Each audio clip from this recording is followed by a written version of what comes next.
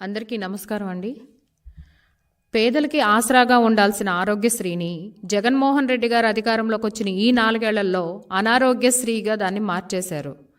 అంటే ఆపద సమయంలో ఆరోగ్యశ్రీ కార్డు తీసుకుని హాస్పిటల్కి వెళ్తే వైద్యం అందకపోగా ప్రాణాలు మాత్రం చాలామంది కోల్పోతూనే ఉన్నారు. లేదు, ఆరోగ్యశ్రీ కార్డు చూసి హాస్పిటల్ సిబ్బంది వారే వాళ్ళని రోజుల తరబడి హాస్పిటల్ చుట్టూ తిప్పటం, లేదంటే మీరు ముందుగానే అమౌంట్ని పే చేసేయండి అని చెప్పి ప్రైవేట్ కేసెస్గా వాటిని కన్వర్ట్ చేస్తున్నారు. కానీ జగన్మోహన్ రెడ్డి గారు మాత్రం సాక్షి పేపర్లో ఆరోగ్యశ్రీ మీద ఒక అబద్ధపు ప్రకటనలు ఇవ్వడానికి, బ్యానర్ వార్తలు ఇవ్వడానికి ఉన్నటువంటి శ్రద్ధ పేదలకి సరైన వైద్యం అందించటంలో మాత్రం ఆ చిత్తశుద్ధి లేదండి.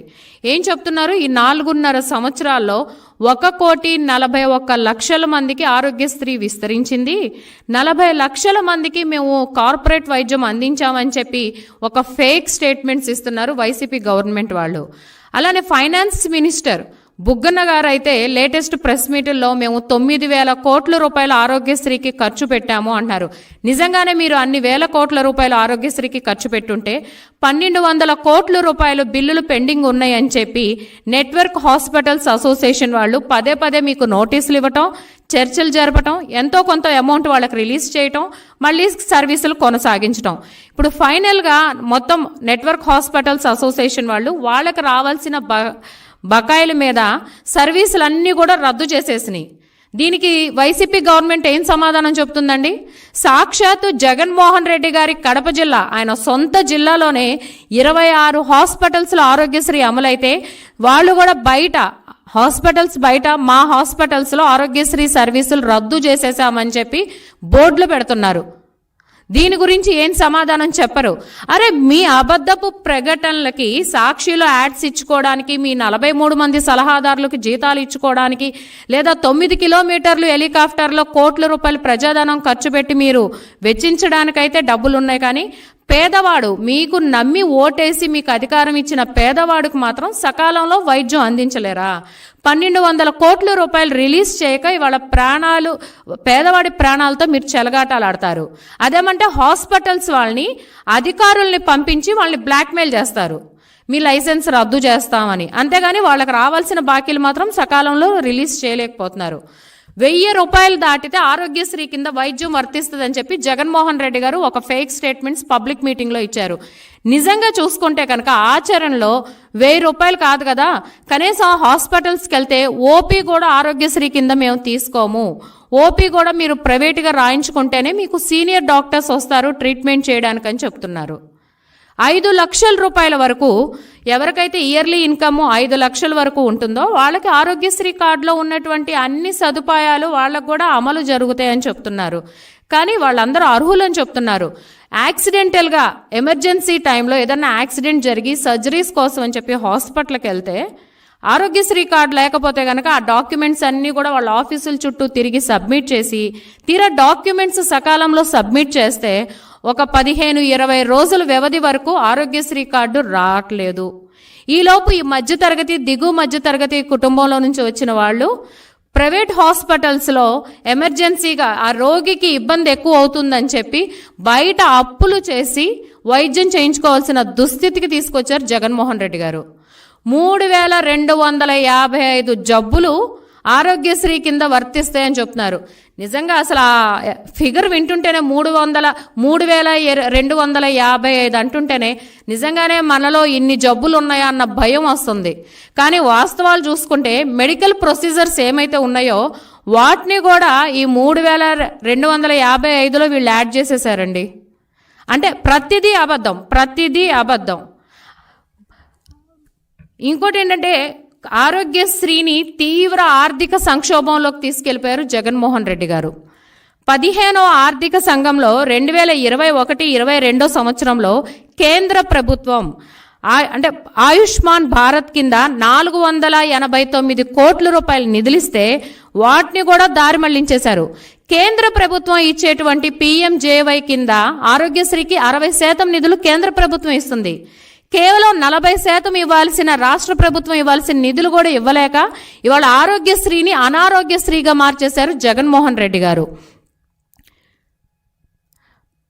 మాటలు అంటే ఇప్పుడు రీసెంట్ సర్వే చూసుకుంటే కూడా ఆయన ఎలక్షన్ల టైంలో ఏం చెప్పారండి, నాకు ఒక్క ఛాన్స్ ఇవ్వండి, దేశం మొత్తం మన వైద్య రంగంలో నేను అద్భుతాలు చేస్తాను అని చెప్పి అధికారంలోకి వచ్చారు.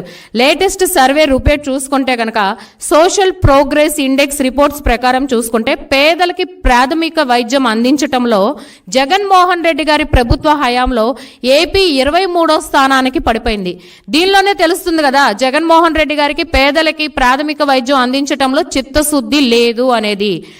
నెక్స్ట్ వచ్చేసి మనకి నీతి ఆయోగ్ హెల్త్ ఇండెక్స్ రిపోర్ట్ చూసుకుంటే గతంలో ఇవేవి మనం ఫేక్ రిపోర్ట్స్ కాదు, నీతి ఆయోగ్ కమిటీ వాళ్ళు ఇచ్చినటువంటి హెల్త్ ఇండెక్స్ రిపోర్ట్ చూసుకుంటే గతంలో చంద్రబాబు నాయుడు గారి హయాంలో ఏపీ 4వ స్థానంలో ఉండేది. ఈ జగన్మోహన్ రెడ్డి గారు అధికారంలోకి వచ్చాక ఏపీ 10వ స్థానంలోకి పడిపోయింది. ఇదేనా జగన్మోహన్ రెడ్డి గారు మీరు వైద్య రంగంలో చేస్తానన్నటువంటి అద్భుతాలు? ఈయనకి ఎంత పబ్లిసిటీ పిచ్చుందంటే కేంద్ర ప్రభుత్వం ఆరోగ్య శాఖకి ఇస్తున్నటువంటి ఆయుష్మాన్ భారత్ కింద ఇస్తున్నటువంటి 480 కోట్ల రూపాయలు కూడా ఈయన అంటే కేంద్రం ఇచ్చే పథకాల మీద జగన్మోహన్ రెడ్డి గారి ప్రచార పిచ్చితో ఆయన లోగోలు వేసుకుంటున్నారు. కాబట్టి కేంద్ర ప్రభుత్వం ఎన్నోసార్లు వార్నింగ్ ఇచ్చింది, మీరు మేమిస్తున్న పథకాల మీద కూడా మీ లోగోలు వేసుకుంటున్నారు, ఇలా అయితే మేము కనుక కేంద్ర ప్రభుత్వం నుంచి రావాల్సిన ప్రాయోజిత పథకాల కింద వైద్య ఆరోగ్య శాఖకు రావాల్సిన 1500 కోట్ల రూపాయలు నిలిపేస్తామని చెప్పి హెచ్చరించిన జగన్మోహన్ రెడ్డి గారికి మాత్రం చిత్తశుద్ధి లేదు పేదల వైద్యం పట్ల. కొత్త కొత్త పేర్లు తీసుకొస్తారు. ఫ్యామిలీ డాక్టర్ అంట, అంటే గతంలో టీడీపీ ప్రభుత్వ హయాంలో మల్టీ స్పెషాలిటీ హాస్పిటల్స్గా పనిచేసినటువంటి ప్రైమరీ హెల్త్ సెంటర్స్ని జగన్మోహన్ రెడ్డి గారు ఫ్యామిలీ డాక్టర్స్గా కన్వర్ట్ చేసేశారు. ప్రజలకు ఒక కొత్త రకమైన ఎన్నికల స్టంట్ అనమాట ఇది. ఏం చెప్పారండి, ఫ్యామిలీ డాక్టర్ కాన్సెప్ట్ స్టార్ట్ అయినప్పుడు 67 రకాల మందులు మీకు అందుబాటులో ఉంటాయి, అలానే 14 రకాల వైద్య పరీక్షలు మీకు అందుబాటులో ఉంటాయి అని చెప్పి. గతంలో టీడీపీ ప్రభుత్వ హయాంలో ప్రైమరీ హెల్త్ సెంటర్స్లో 104 సర్వీసులప్పుడు 53 రకాల మెడిసిన్స్ అవైలబిలిటీ ఉండేది. అలానే దానిలోనే వైద్య పరీక్షలు కూడా నిర్వహించేవారు. జగన్మోహన్ రెడ్డి గారు కాన్సెప్ట్లు పేర్లు మార్చి ప్రజల్ని మోసం చేయటంలో మాత్రం ఆయన చాలా ప్రొఫెషనల్ అండి. ఇంకోటి తీసుకొచ్చారు ఆరోగ్య సురక్ష. ఈ ఆరోగ్య సురక్షలో కూడా మొదటి దశలో ఏం చెప్పారు, లేదు 60 లక్షల మంది ఓపీ రిజిస్ట్రేషన్లు జరిగినాయి అని చెప్పి చాలా బాహాటంగా మీడియా ముఖంగా తెలియజేశారు. తీరా వాస్తవం అంటే 60 లక్షల మంది ఓపీ రిజిస్ట్రేషన్లు చేయించుకుని 6,45,00,000 మంది పరీక్షలు చేయించేసుకున్నారని చెప్పి పచ్చి అబద్ధాలు చెప్తున్నారండి. టీడీపీ గవర్నమెంట్లో నిజంగా జగన్మోహన్ రెడ్డి గారికి పేదల ఆరోగ్యం పట్ల చిత్తశుద్ధి ఉంటే కనుక గతంలో టీడీపీ ప్రభుత్వం అధికారంలో ఉన్నప్పుడు పేదలకు వైద్యం కోసం 33 రకాల పథకాలు అమలు చేసింది. జగన్మోహన్ రెడ్డి గారు అధికారంలోకి వచ్చాక ఆ పేదలకు అమలవుతున్న పథకాలన్నీ కూడా రద్దు చేసేశారు. బాలింతలకి అలానే గర్భిణీ స్త్రీలకి చిన్నారులకి పౌష్టికాహారం అందించడం కోసం చంద్రబాబు నాయుడు గారి ప్రభుత్వ హయాంలో తల్లి బిడ్డ ఎక్స్ప్రెస్, ఎన్టీఆర్ బేబీ కిట్స్, బాలామృతం, గోరుముద్దలు, అన్న అమృత హస్తం, మహాప్రస్థానం లాంటి పథకాలు తీసుకొస్తే జగన్మోహన్ రెడ్డి అధికారంలోకి వచ్చాక ఆ పథకాలన్నీ కూడా నిర్వీర్యం చేసేశాడు. నిజంగా దారుణం ఏంటంటే గవర్నమెంట్ హాస్పిటల్స్ మెయింటెనెన్స్ కూడా ఎంత దారుణంగా ఉందంటే, అంటే వైద్య రంగంలో ఎన్నో అద్భుతాలు చేశామని చెప్పి మన వైద్య శాఖ మంత్రి విడుదల రజనీ గారు చాలా గొప్పగా చెప్తారు. కానీ వాస్తవాలు చూసుకుంటే రజనీ గారు మీరు ఉన్నటువంటి గుంటూరు, ఇప్పుడు మీరు ఇన్ఛార్జ్గా వచ్చారు, ఇదే గుంటూరు గవర్నమెంట్ హాస్పిటల్స్లో ఒక బెడ్ మీద మెటర్నిటీ వార్డుకి వెళ్ళండి, ఒక బెడ్ మీద 2 బాలింతలు ఉంటున్నారు పసిబిడ్డల్ని పెట్టుకుని. విజయవాడ గవర్నమెంట్ హాస్పిటల్ చూసుకుంటే కనుక కనీసం మౌలిక సదుపాయాలు కూడా లేక ఐసీయూ వార్డులో ఎలుకలు ఉన్నాయని చెప్పి గుంటూరు మెడికల్ హాస్పిటల్లో అయితే కనుక ఒక పసికందు కూడా మృతి చెందింది. మరీ దారుణమైన విషయం ఏంటంటే మీరు అధికారంలోకి వచ్చాక కరెంటు కోతల వల్ల ఐసీయూలో కూడా టార్చ్ లైట్లు వేసుకుని సెల్ ఫోన్లో లైట్లు ఆన్ చేసుకుని సర్జరీలు చేసిన దుస్థితి కూడా మనం అందరం కూడా చూస్తానే ఉన్నాము. జగన్మోహన్ రెడ్డి గారి పాలనలో గవర్నమెంట్ హాస్పిటల్స్ నిజంగా నరక కూపాల్లాగా మారినాయండి. గవర్నమెంట్ హాస్పిటల్స్లో సరైన అవైలబిలిటీ లేక, డాక్టర్స్ అవైలబిలిటీ లేక అక్కడ ఉన్నటువంటి నాన్ మెడికల్ స్టాఫ్ ఎవరైతే ఉంటారో స్వీపర్లు, వీళ్ళందరి చేత కూడా స్వీపర్లు, హెల్పర్ల చేత ట్రీట్మెంట్లు చేయించుతున్న దుస్థితి కూడా మనం చూస్తూనే ఉన్నాము. గొప్పగా ఈ మధ్య ఇంకో మాట చెప్తున్నారు జగన్మోహన్ రెడ్డి గారు, 5 లక్షలు కాదు ఆరోగ్యశ్రీ 25 లక్షల వరకు వర్తింపజేస్తున్నాము అని చెప్పి. నిజంగా జగన్మోహన్ రెడ్డి గారు సకాలంలో వైద్యం అందనప్పుడు అది 5 లక్షలు అయితే ఏంటి, 25 లక్షలు అయితే ఏంటి, కోటి రూపాయలు అయితే ఏంటి? గతంలో పేదవాడికి మెరుగైన చికిత్స అందించటంలో చిత్తశుద్ధి ఉంది కేవలం టీడీపీ ప్రభుత్వానికి మాత్రమే. గతంలో ఎన్టీఆర్ వైద్య సేవ కింద చంద్రబాబు నాయుడు గారు అధికారంలో ఉన్నప్పుడు 1,20,00,000 మందికి బీపీఎల్ పథకం కింద వర్తింపచేశారు. అలానే ఆ 4 ఏళ్లు చంద్రబాబు నాయుడు గారి గవర్నమెంట్ పరిపాలనలో 4 ఏళ్లలో 5,330 కోట్ల రూపాయలు ఖర్చు పెట్టి 12 లక్షల మంది రోగులకి లబ్ధి చేకూరేలాగా చేశారు. Kidney transplantation, heart surgeries, neuro surgeries కానివ్వండి, హియరింగ్ ప్రాబ్లం అంటే క్లార్క్రియర్ ఇంప్లాంటేషన్ లాంటి సర్జరీస్, ఇవన్నీ కూడా చాలా ఎక్స్పెన్సివ్గా కూడుకున్న సర్జరీస్ అండి. అంటే క్లార్క్రియర్ ఇంప్లాంటేషన్ సర్జరీ అయితే 6 లక్షల రూపాయలు, కిడ్నీ ట్రాన్స్ప్లాంటేషన్ సర్జరీ అయితే 3,50,000 రూపాయల వరకు ఖర్చు అయ్యే వాటిని కూడా ఎన్టీఆర్ వైద్య సేవ కింద అందించడం జరిగింది. క్లెయిమ్ అయిన వెంటనే 70% అమౌంట్ని హాస్పిటల్స్కి రిలీజ్ చేసేవారు చంద్రబాబు నాయుడు గారు గవర్నమెంట్ హయాంలో. ఇవాళ ఆరోగ్యశ్రీలో కొన్ని హాస్పిటల్స్లో అయితే న్యూరో డిపార్ట్మెంట్ ఆరోగ్యశ్రీ కింద వర్తింప చేయము అని చెప్పేస్తున్నారు. హార్ట్ సర్జరీస్ చేయట్లేదు, లేదంటే కనుక లివర్ ట్రాన్స్ప్లాంటేషన్స్ లాంటి సర్జరీస్ జరగట్లేదు. పేదవాడికి ఎంతో వైద్యంలో ఎక్స్పెన్సివ్ ఏవైతే ఉన్నాయో అవన్నీ కూడా ప్రైవేట్ హాస్పిటల్స్ వాళ్ళు ప్రైవేట్ కేసెస్ గానే కన్వర్ట్ చేసుకుంటున్నారు. ఇవన్నీ కూడా ఎవరి వైఫల్యం అండి? జగన్మోహన్ రెడ్డి గారి వైఫల్యం కాదా? గతంలో ప్రతి హాస్పిటల్లో కూడా ఒక డెస్క్ ఉండేది, ప్రైమరీ హెల్త్ డెస్క్ అని ఒకటి ఉండేది. ఇప్పుడు అంటే వాళ్ళు గత ప్రభుత్వంలో ఉన్నప్పుడు ఆరోగ్యశ్రీ కింద ఎవరైతే వైద్యం చేయించుకున్నారో వాళ్ళ నుంచి ఫీడ్బ్యాక్స్ ఫామ్స్ తీసుకునేవారు. ఇవాళ అవన్నీ కూడా నిర్వీర్యం చేసేశారు జగన్మోహన్ రెడ్డి గారు. ఇంకా నేను పేదల మంత్రిని, పేదలకి నేను మెరుగైన వైద్యం అందిస్తున్నానని చెప్పి విషపు మాటలు మాట్లాడుతూ ఉన్నారు. గతంలో చంద్రబాబు నాయుడు గారి ప్రభుత్వ హయాంలో సీఎం రిలీఫ్ ఫండ్ కింద 1,500 కోట్ల రూపాయలు ఖర్చు పెట్టారు. జగన్మోహన్ రెడ్డి గారు అధికారంలోకి వచ్చాక సీఎం రిలీఫ్ ఫండ్ కూడా తూట్లు పొడి చేశారు. మళ్ళీ జగన్మోహన్ రెడ్డి గారు పేదల ముఖ్యమంత్రి. ఏజెన్సీ ఏరియాలు చూసుకుంటే మరీ ఇబ్బందికరం. తల్లి బిడ్డల ఎక్స్ప్రెస్ రద్దు చేసేశారు. మొబైల్ అంబులెన్స్ అనేవి నిర్వీర్యం అయిపోయినాయి. మంత్రి రజనీ గారు శాసనసభలో జగనన్న అధికారంలోకి వచ్చాక వైద్య రంగంలో అద్భుతాలు జరిగినాయి అని చెప్తున్నారు. 49,000 మందికి ఉద్యోగాలు ఇచ్చామని చెప్పి ఒక ఫేక్ స్టేట్మెంట్ మాట్లాడుతున్నారు. ఈ 4 ఏళ్లలో మీరు ఇచ్చింది ఎంతండి? 13,000 మందికి మాత్రమే ఉద్యోగాలు మీరు ఇచ్చారు. ఏ రోజైనా విడుదల రజనీ గారు ఏజెన్సీస్ ప్రాంతమైనటువంటి విజయనగరం, శ్రీకాకుళం, మన్యం ప్రాంతాల్లో అక్కడ ఉన్నటువంటి గవర్నమెంట్ హాస్పిటల్స్కి ఏ రోజన్నా ఆవిడ విజిట్ చేశారండి?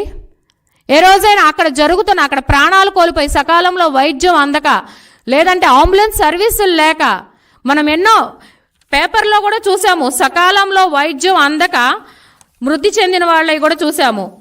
ఇదిగోండి బైక్ పై తెచ్చి, ఇది ఎవరి వైఫల్యం అండి? వైసీపీ గవర్నమెంట్ వైఫల్యం కాదా?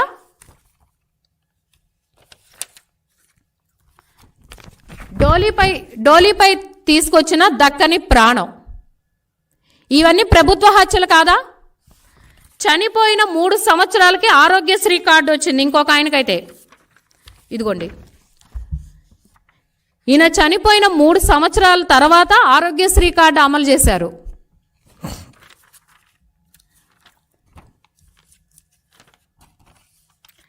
పేదల వైద్యం పట్ల జగన్మోహన్ రెడ్డి గారికి ఎటువంటి చిత్తశుద్ధి కూడా లేదండి.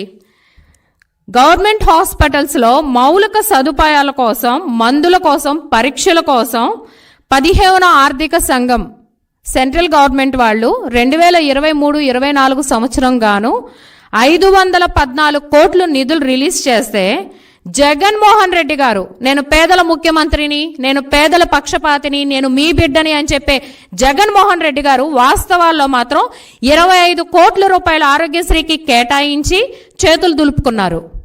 ఇదే జగన్మోహన్ రెడ్డి గారు మీకు పేదల ఆరోగ్యం పట్ల ఉన్నటువంటి చిత్తశుద్ధి? ప్రతి చోట కూడా వీళ్ళు ఫెయిల్యూరే. ఇవాళ వీళ్ళకి నమ్మి అధికారం ఓటేసిన దౌర్భాగ్యానికి పేదవాడి ప్రాణాలతో చెలగాటం ఆడుతున్నారు. ప్రజలు ఇవన్నీ కూడా చూస్తున్నారు. రాబోయేది ఖచ్చితంగా తెలుగుదేశం ప్రభుత్వం. పేదలకు మెరుగైన వైద్యం అందించేది కూడా తెలుగుదేశం ప్రభుత్వం మాత్రమే. కరోనా సమయంలో కూడా జగన్మోహన్ రెడ్డి గారి వైఫల్యం వల్ల 50,000 మంది ప్రాణాలు కోల్పోయారు. ప్రతిపక్ష నేతగా ఉన్నప్పుడు పబ్లిక్ మీటింగ్లో జగన్మోహన్ రెడ్డి గారు నాకు ఒక్క ఛాన్స్ ఇవ్వండి, ముఖ్యమంత్రి నుంచి నా మంత్రులు, ఎమ్మెల్యేలు, మొత్తం నా క్యాడర్ అంతా కూడా గవర్నమెంట్ హాస్పిటల్స్లోనే వైద్యం చేసుకునేలాగా గవర్నమెంట్ హాస్పిటల్స్ని ఎక్విప్మెంట్తో మేము డెవలప్ చేస్తామని చెప్పారే. కరోనా సమయంలో మీ మంత్రులు, మీ ఎమ్మెల్యేలు పక్క రాష్ట్రాలకు వెళ్ళిపోయి వైద్యం చేయించుకున్నారు. మీకు నమ్మి ఓట్లేసిన జనాల్ని బ్లీచింగ్ పౌడర్లకి, పారాసెటమాల్ టాబ్లెట్లకి, ఆక్సిజన్ ప్లాంట్స్ కూడా లేక వాళ్ళని మృత్యువుకి బలి చేసేశారు. మీ మంత్రులు, మీ ఎమ్మెల్యే మాత్రం పక్క రాష్ట్రాలకు వెళ్ళిపోయి మల్టీ సూపర్ స్పెషాలిటీ హాస్పిటల్లో మెరుగైన వైద్యం చేయించుకుని మీ ప్రాణాలు మీరు దక్కించుకుంటున్నారు.